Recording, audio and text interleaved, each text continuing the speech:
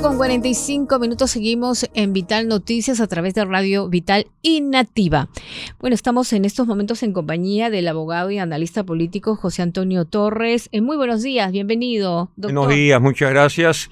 Es un gusto participar y estoy atento y presto a atender las consultas o preguntas, ¿no? Bueno, su comentario, el canciller Hugo de Sela va a sustentar ante el Consejo Permanente de la OEA en Washington la posición del Perú sobre el objetivo del asilo diplomático. El ministerio señaló que la prioridad del canciller es buscar consensos entre los Estados miembros para defender la esencia y el propósito original del asilo diplomático, por lo que tiene previsto explicar en Washington por qué el Perú considera que la Convención de Asilo del 54 se está aplicando de manera incorrecta. Se supone que esta convención se originó para proteger a perseguidos políticos y hoy en día se está utilizando para proteger a políticos que han cometido delitos comunes, lo que manifestó el canciller. ¿Cuál es su comentario? ¿Se debe mejorar esta convención sobre el asilo? ¿Se deben haber algunas modificaciones? ¿Se ha estado abusando? Sí, creo que la convención, para quienes nos escuchan o siguen, data de 1954 y tuvo un precedente histórico, ¿no? El asilo concedido por el gobierno de Colombia a Víctor Raúl Aya La Torre, el líder aprista.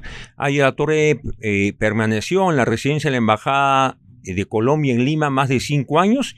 El gobierno de Odría no le otorgó salvoconducto. Sucesivos gobiernos colombianos de liberales o conservadores renovaron el asilo al líder aprista Aya La Torre y un tiempo después que él sale al exilio con pasaporte uruguayo con destino a México, que lo acoge como asilado, la Convención Americana se debate y se aprueba y es un precedente, toma como precedente el caso Aya La Torre, que llegó incluso a la Corte Internacional de la Haya, donde Aya La Torre fue eximido de toda responsabilidad penal porque se le decía que había cometido delitos comunes. Yeah. Entonces, el precedente fundamental es que es aplicable a los perseguidos políticos, a los que tienen, digamos, el riesgo de perder su libertad o por temas de seguridad personal cuando un gobierno acosa o persigue a un adversario, a un enemigo político. Se había producido el año 48 el golpe de Odría y el 49, de enero del 49, ingresa Aya La Torre a la residencia de la Embajada de Colombia en Lima. ¿Y eso lo dice precisamente, específicamente la convención? Bueno, la convención es un texto jurídico consensuado, se fueron adhiriendo a otros estados miembros de la Organización de Estados Americanos.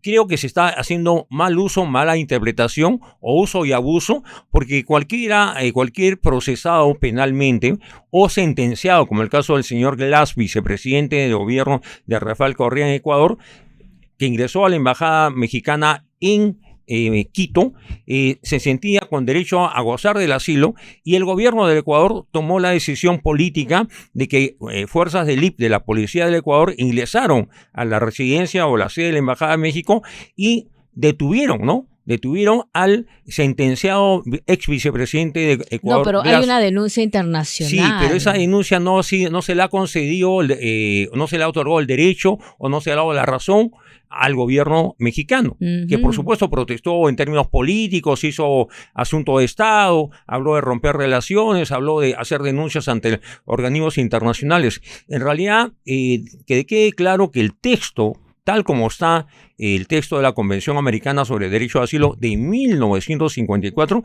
no considera casos de sentenciados ni procesados por delitos comunes. En el caso de Glass no aplica. El caso de Betsy Chávez ha sido hace poco sentenciada. Se encuentra en la residencia de la embajada.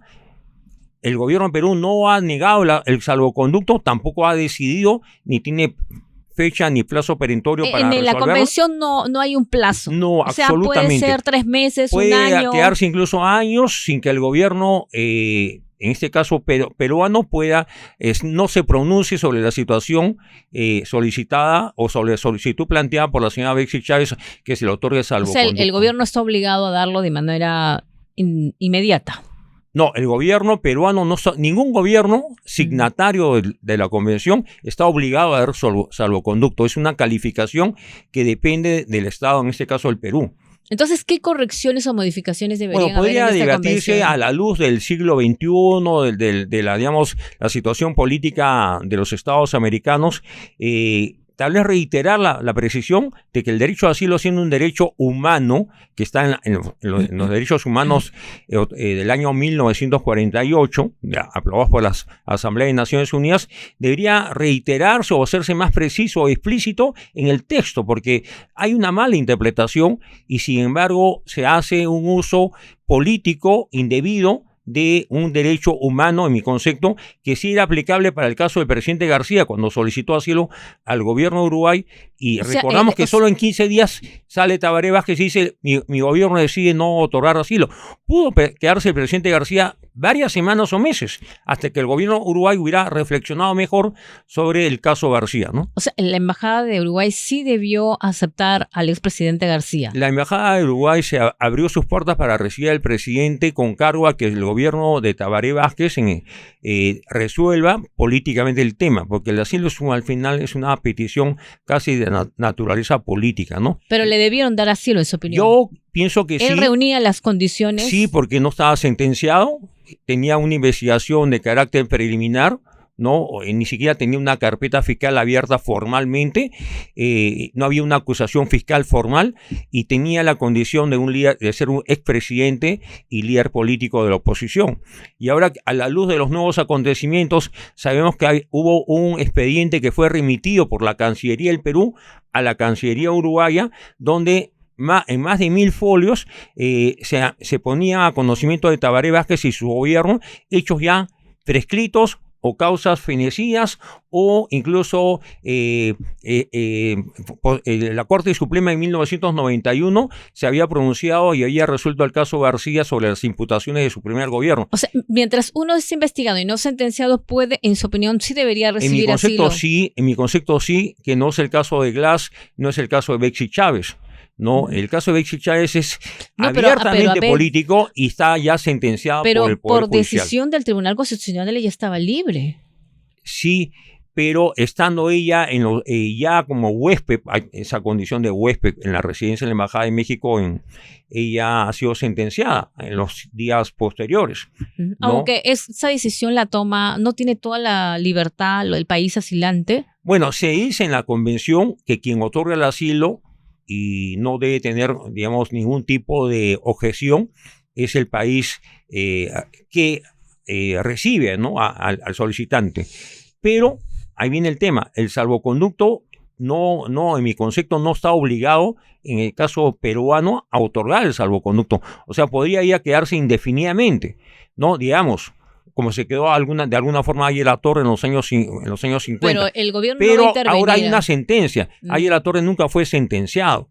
Era un caso político, ¿no? Pero el canciller peruano ha descartado. No va a haber ninguna intervención en la Embajada de México para detener a Bexy Chávez. Bueno, esa es una decisión política. Igual fue la decisión del gobierno del Ecuador hace un tiempo, cuando era presidente de México López Obrador, y cada gobierno toma sus propias decisiones, ¿no?, de carácter político.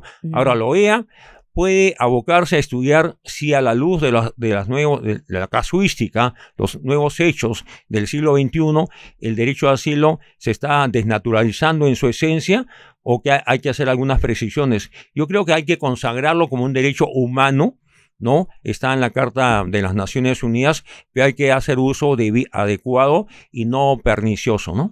Si Uruguay le hubiera dado asilo al expresidente García, él aún estuviera vivo. Definitivamente, yo seguí de cerca ese caso.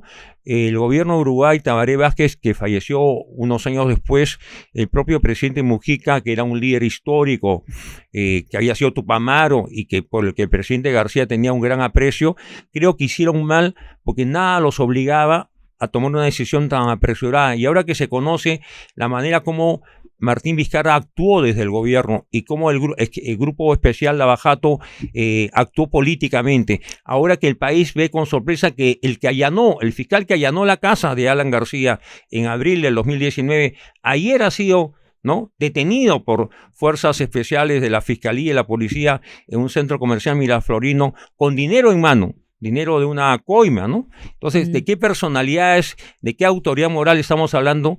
Y creo que el caso García recién está en su etapa inicial. Ojalá que el país pueda reflexionar que el uso y abuso indebido que se hizo durante el nefasto gobierno de Martín Vizcarra, merece por lo menos una condena política, ¿no? Brevemente, porque se acaba el tiempo, Sí. ¿se debe dar seguridad a los precandidatos Totalmente. presidenciales? ¿O la policía o ellos mismos una seguridad particular? Bueno, cada precandidato puede tener seguridad propia, ¿no? Rentada por ellos o por su partido. Pero yo he venido advirtiendo de que la minería ilegal va a ser un actor importante, la minería ilegal y el crimen organizado va a ser un actor importante en el próximo proceso electoral. Yo no descarto que muchos o varios de los partidos nuevos que se han inscrito ante el ROP del Jurado Nacional y que van a participar con listas parlamentarias, candidatos presidenciales, estén siendo financiados por dineros ilícitos. Y además el crimen organizado campea en el país. La minería ilegal tiene presencia política en el actual Congreso y estoy seguro que va a tener otros representantes en el próximo Congreso.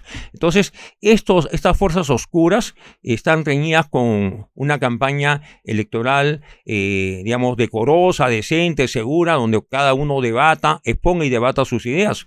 Yo creo que el país está notificado. Si se confirma que el hecho ocurrido ayer es un hecho que tiene carácter político, de hecho es un hecho delictivo, pero si tiene una naturaleza política, es el momento que el gobierno, aunque no estén todavía definidas las listas parlamentarias, las planchas presidenciales, adelante y asegure, por lo menos a los partidos en competencia, el mínimo de seguridad necesaria, ¿no? Muchísimas gracias al abogado y analista político José Antonio Torres por haber estado en los estudios de RPP. Muchísimas gracias. No, muchas gracias. De Vital Noticias. Tenemos que nosotros hacer... No hay tiempo para más. Conmigo será hasta las 7 de la mañana de mañana. Continúen con Enfoque 360.